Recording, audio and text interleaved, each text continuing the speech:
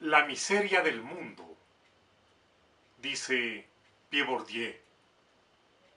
El mundo, a la fecha, abril de 2013, carece de un modelo político económico.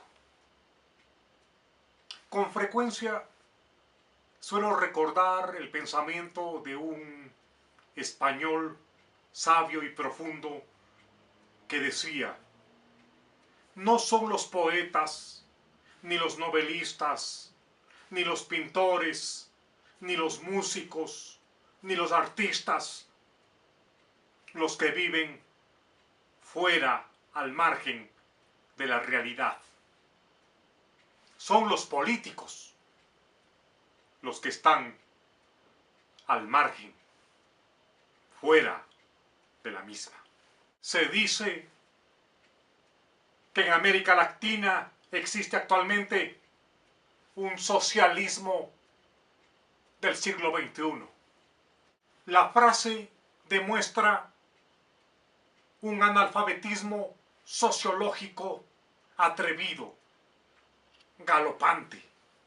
Demuestra además un analfabetismo filosófico, político, económico. Lo pongo a modo de receta casera. Es como preparar una sopa de pollo o de frango, como dicen en Brasil. Solo que esa sopa se prepara sin un producto, sin pollo y sin frango. Es decir, estamos ante un socialismo que no es socialismo. Hay quienes repiten que el presidente Hugo Chávez dejó como herencia bases conceptuales, paradigmas que guían, que trazan un camino para el presente, pero sobre todo para el futuro. Yo discrepo.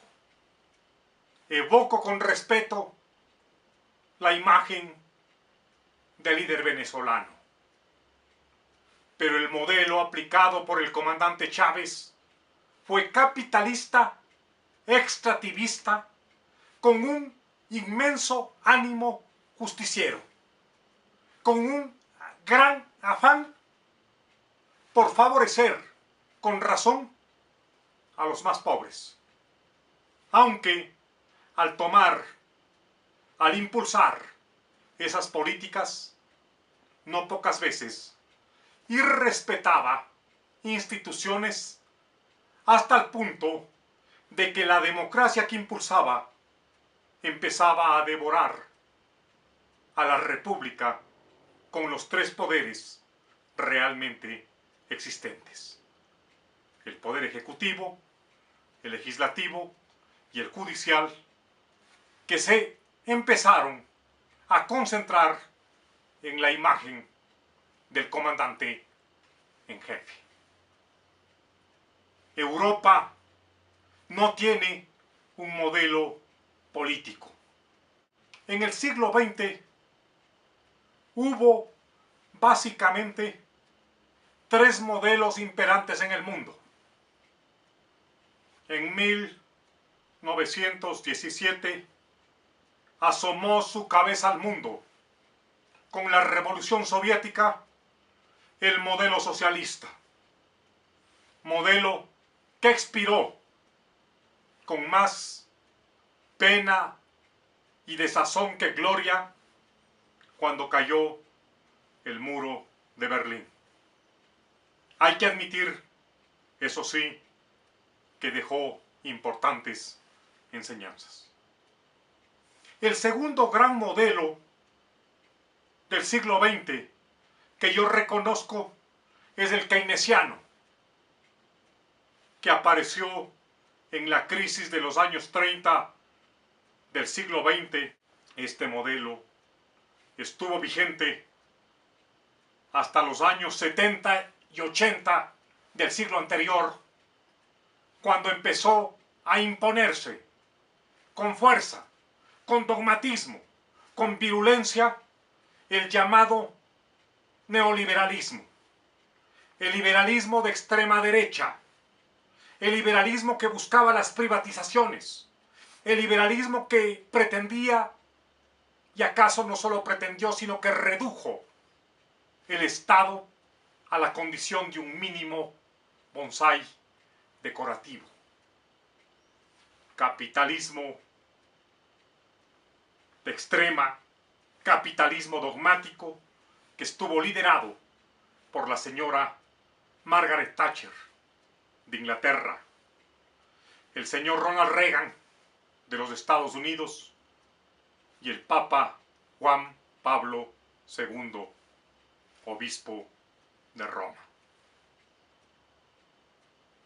Este modelo dejó lecciones, pero también causó gravísimos destrozos.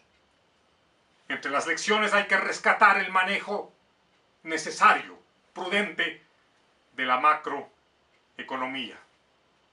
Hay que subrayar la forma en que excluía, marginaba, devoraba, despreciaba a los más pobres y necesitados en el afán de crear riqueza. El modelo se diría que estuvo vigente en términos amplios, abiertos, hasta el año 2008, año de la crisis financiera especulativa que sacudió las bases de Europa y de los Estados Unidos. A partir de esa fecha, no existe un modelo claro. Europa se mueve en una ortodoxia que le está sometiendo a un asfixiamiento cada vez más rotundo, más difícil. No puede moverse. Hay recortes fiscales, hay recortes sociales. Europa está en crisis. Estados Unidos busca impulsar la manufactura, busca reducir las importaciones en medio de la vetocracia que debe enfrentar cualquier iniciativa del presidente Obama. Vetocracia que aplica el Partido Republicano. El Japón carece de modelo. No solo que carece de modelo, sino que su deuda externa asciende al 512% del PIB, algo escalofriante. El Reino Unido tiene una deuda externa del 507% del PIB, algo que le provocaría infarto a Winston Churchill. Estados Unidos solo tiene cerca del 300% de su deuda externa comparada con el Producto Interno Bruto. Cifras escalofriantes.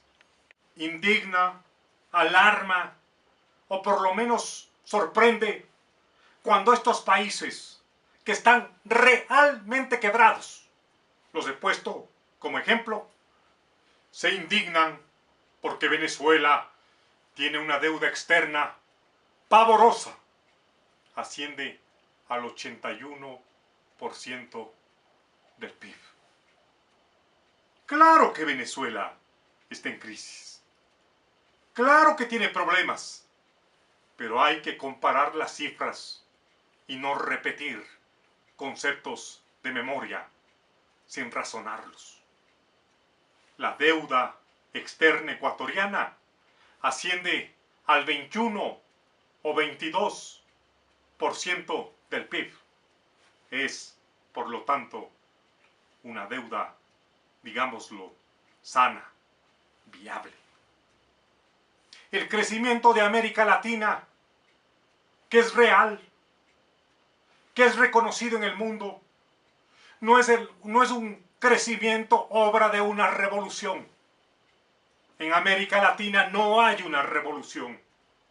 En América Latina existen varios desarrollismos, un abanico de neodesarrollismos que tienen como gran motor a la necesidad de commodities de la China, que tiene que importar petróleo, que tiene que importar soya, que tiene que importar productos mineros, que tiene que importar todo tipo de alimentación, de productos para sostener su desarrollo. Sin esas importaciones no sería viable o no tendrían por lo menos la solvencia que tienen los distintos y diversos países de América Latina. Cuando se habla de que el socialismo del siglo XXI es la gran alternativa para el capitalismo, yo enfáticamente digo falso. Estamos ante una alternativa equivocada. El mundo enfrenta actualmente el auge del capitalismo especulativo frente al capitalismo productivo. El año anterior, el mundo produjo 75 trillones de dólares como PIB total, PIB mundial. El capital especulativo produjo 4 veces esa cifra. 4 veces esa cifra. Los paraísos fiscales han subido en los últimos 5 o 6 años de 65 paraísos a 104 paraísos fiscales que existen en el mundo. En el planeta Tierra necesitamos un modelo económico serio, responsable, viable. Hay que pensar en las enseñanzas de ese gran estadista que es Fernando Enrique Cardoso. La política no es el arte de lo posible. La política es el arte de crear las condiciones para que lo necesario sea viable, para que lo necesario sea posible.